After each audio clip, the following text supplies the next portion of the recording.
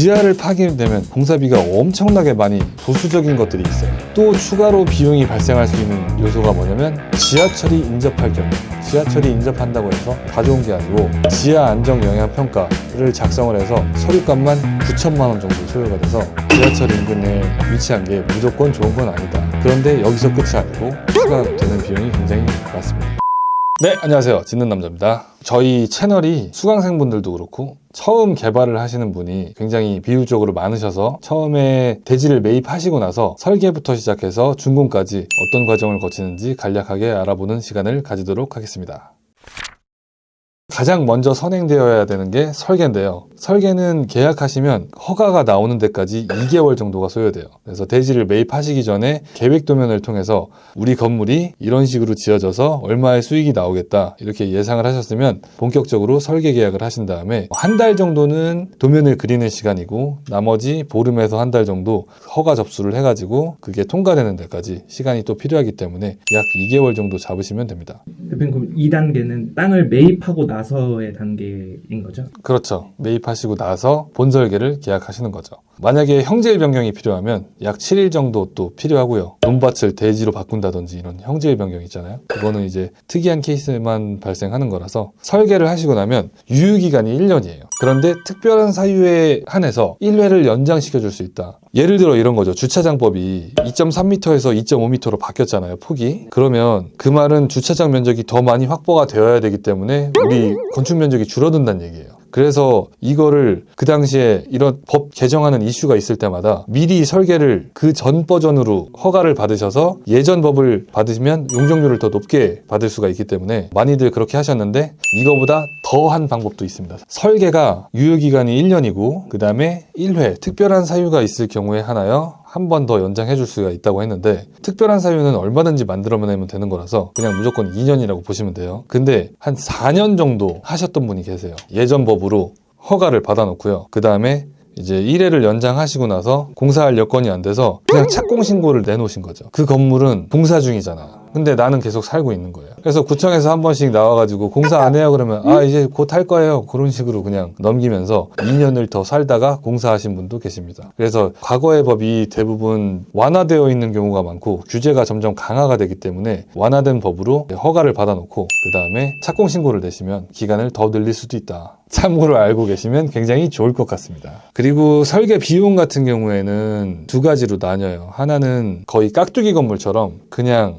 허가 면적을 최대한 늘려서 단순하게 건물을 지을 때 이때는 보통 10에서 15만 원 사이로 하고요. 그 다음에 이 평당은 공사 면적 기준이에요. 그래서 여러분들이 알고 계시면 좋을 게 허가 면적이랑 공사 면적이 있는데 허가는 뭐 예를 들어 200평을 받았는데 발코니 확장 면적이랑 이것저것 주차장 필로티 면적이라든지 이런 면적을 다 해보니까 나는 허가를 200평을 받았는데 공사 면적은 300평 막 이렇게 나올 수도 있거든요. 저는 그 기준이 공사 면적으로 되어야 맞다고 보는 사람이에요. 어떤 다른 분은 이렇게 말씀하시는 분도 계시더라고요. 허가 면적 기준으로 해야지 공사 면적으로 하는 뭐 양아치가 있다 막 이렇게 말씀을 하시는 분이 계신데 잘 보시면 발코니 확장 면적 똑같은 면적이거든요. 그런데 이런 차이인 거죠. 허가 면적 기준으로 했을 때는 평당 900인데 공사 면적 기준으로 하니까 평당 700이다. 이거는 사실 저는 양아치로 보지 않거든요. 그래서 총 금액이 또 중요한 거고요. 왜냐하면 다른 건물인데 허가 면적이 똑같이 400평이라고 쳐볼게요. 제가 실제로 경험했던 사례인데 A 건물은 확장 면적이 없어요. 그래서 그냥 그 400평이 400평인 거예요. 근데 B 건물은 400평인데 그 공사 면적은 550평이에요. 이 건물은 엄연히 면적이 다르기 때문에 저는 그 면적을 공사 면적으로 산정하는 게 맞다고 봅니다. 그래서 설계 비용 같은 경우에는 단순하게 할 때는 평당 10에서 15만 원 사이 정도, 그 다음에 약간 예술적으로 멋을 낸 건물은 건축사님마다 좀 비용의 편차가 있는데 30만 원에서 평당 110만 원까지 좀 다양하게 제가 본 케이스들은 많고요. 그래서 참고로 하시면 되겠습니다. 그리고 설계가 끝났다 하면은 이제 건물을 철거를 해야 되죠. 그래서 요즘에는 대출 기준이 철거를 해야 대출을 해준다, 나대지 상태에서. 그래서 이제 매도 조건에 철거를 포함하는 경우도 있지만 아닌 경우도 있어서 그래서 착공을 신고하기 전에 철거까지 같이 신고를 하는데요. 철거는 철거하기 7일 전에 구청에다가 신고를 하게 되어 있고 그 다음에 심의가 필요한 경우가 있어요. 그래서 건물이 5층 이상 된다든지 지역에 따라서는 3층 이상만 돼도 영등포나 뭐 강남구나 이쪽은 3층 이상만 돼도 심의 대상으로 분류를 하기 때문에 지역에 따라서도 심의 대상으로 분류가 되면 심의 비용 통과하는데 업체에 보통 한 700에서 1000만 원 정도 비용이 들어가고요. 그다음에 철거 감리비가 하루에 한 120만 원 정도 요즘에 청구를 하시더라고요. 감리비도 추가 공사비로 수지 분석을 하실 때 산정을 하셔야 된다. 그래서 말씀을 드리는 거고요. 그래서 완파 같은 경우에는 신고하고 나서 철거 끝나고 멸실하는 데까지 약 열흘 정도 걸리고, 리모델링 같은 경우에는 2달 정도 걸립니다. 그리고 또 심의가 필요한 경우에도 2달 정도 걸리고, 그래서 기간도 참고를 하시면 좋겠고,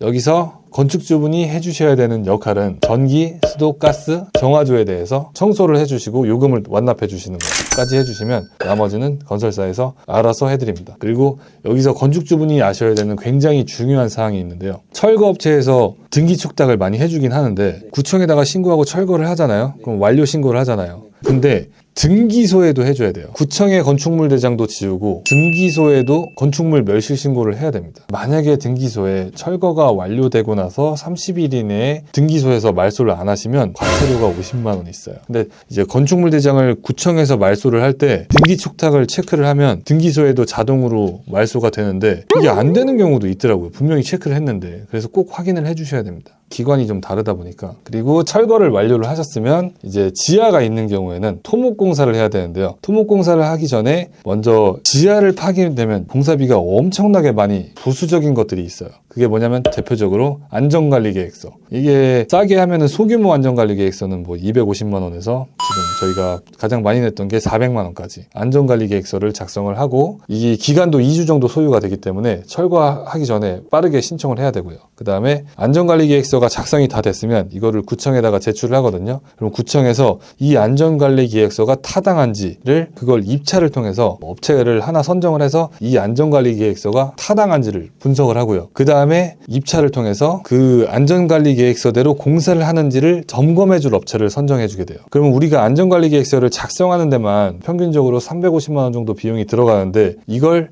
검토해주는 검토기관에서 검토를 하는 비용이 또 200만 원 정도 들어가고요. 평균적으로 더 들어갈 수도 있고요. 그 다음에 이 공사가 안전관리계획서대로 수행이 되는지 점검을 하는 기관에서 나오는 비용 평균적으로 900만 원 정도 들어갑니다. 그러면 서류적인 비용만 해도 대략 뭐 1,500 더 들어간다고 보시면 돼요.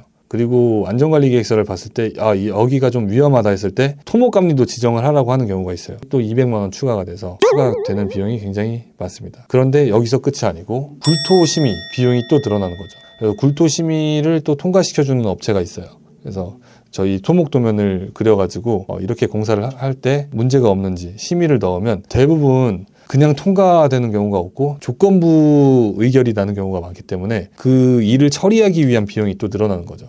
굴토 심의 비용만 해도 또 돈 1,000만 원 늘어나고요. 그러니까 땅을 판다. 그럼 일단 서류값만 거의 한 3,000만 원은 쓸 생각을 하셔야 됩니다. 추가비를. 거기에 더해서 이제 집안조사하는 비용. 이제 집안조사하고 지질조사하고 두 가지로 나뉘어요. 하나는 이제 지내력 시험을 해서 우리 땅이 얼마나 단단한지를 체크해가지고 여기는 어떻게 보강을 해야겠다. 보강을 할지 말지에 대해서 나오는 이 집안조사가 있고요. 그 다음에 지질조사는 구멍을 뚫어가지고 우리 땅의 생김새가 어떤지, CIP를 어디까지 해야 되고 주상도를 작성하기 위한 지질조사를 또 하고요. 그래서 추가로 여기에 더해서 지질조사를 했을 때 추가로 더 들어올 수 있는 비용이 안반이 나왔을 때와 연약지반이 나왔을 때, 안반이 나왔으면 깨야 되는 비용이 있고요. 그 다음에 연약지반이 나왔으면 보강해주는 비용이 또 나올 수가 있습니다. 이거는 이제 복불복이라서요. 그리고 또 추가로 비용이 발생할 수 있는 요소가 뭐냐면 지하철이 인접할 경우예요. 지하철이 인접한다고 해서 다 좋은 게 아니고 지하철과 또 협의를 해야 되는데 지하 안정 영향 평가를 작성을 해서 서류값만 9,000만 원 정도 소요가 돼서 지하철 인근에 위치한 게 무조건 좋은 건 아니다. 하지만 또 서류값이 들어간 만큼 또 지하철과 가깝기 때문에 그만큼 건물값을 또 받을 수가 있죠.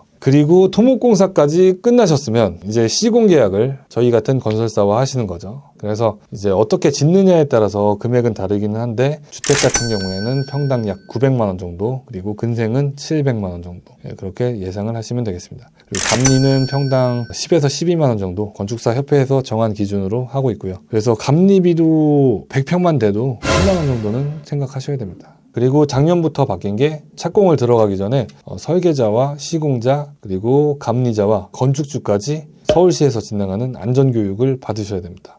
건축주가 받아야겠네. 네, 건축주도 받으셔야죠. 네 거니까요. 그럼 대표님 지금 철거 이후부터 뭐 굴토나 공사 시공하는 것까지 설명해 주셨는데 2단계에서 건축주가 할 일은 어떤 건가요? 건축주가 할 일은 돈을 내시는 거죠. 2단계에서는 크게 하실 게 없어요. 이미 수지 분석 다 하셨고 그때 체력 소모 다 하셨기 때문에 지금은 좀 쉬시는 단계인 거죠. 그리고 이제 시공을 들어가면 자재 선정이라든지 디자인 선정이라든지 배치라든지 그런 거를 선정하실 게 많기 때문에 지금 현재 단계에서 철거하고 토목 단계에서는 건축주가 하실 일은 입금만 잘해주시면 일은 건설회사에서 알아서 처리해드립니다. 그래서 시공을 계약을 하시면 일반적으로 5층 미만 건물 같은 경우에는 거의 6개월 이내로 다 끝나고요. 그리고 시공은 종합건설업 면허를 가지고 계신 회사만 시공을 할 수가 있는데요. 예외로 되는 게 허가 연면적이 60평을 초과하지 않으면 개인도 시공할 수가 있습니다. 이게 150평이었는데 18년도에 그 60평으로 줄어들어서 150평이었기 때문에 그 당시에는 지금 PD님 같은 경우도 그냥 150평 지으실 수가 있었어요. 면허가 없어도요? 그렇죠. 그래서 우리 근생 중에서 150평 허가연 면적 지금 초과하지 않는 현장들 있잖아요. 그거를 그냥 아무나 저희 길에 가시는 대학생들도 아무나 그냥 지을 수가 있었던 시기가 2018년도 이전입니다. 그래서 60평 이상이면 지진 발생했을 때나 여러 가지 사고들이 터지면서 꼭 면허가 있는, 그래서 60평 이상이면 꼭 종합건설업 면허를 소지하고 있는 그런 회사에 공사를 맡겨주셔야 됩니다. 여기까지가 계약 단계고요. 이제 실질적으로 굉장히 중요한 가설공사부터 마감공사까지 전체 과정을 말씀을 드려야 되는데 이 부분은 시간 관계상 다음 영상에서 찾아뵙도록 하겠습니다. 감사합니다.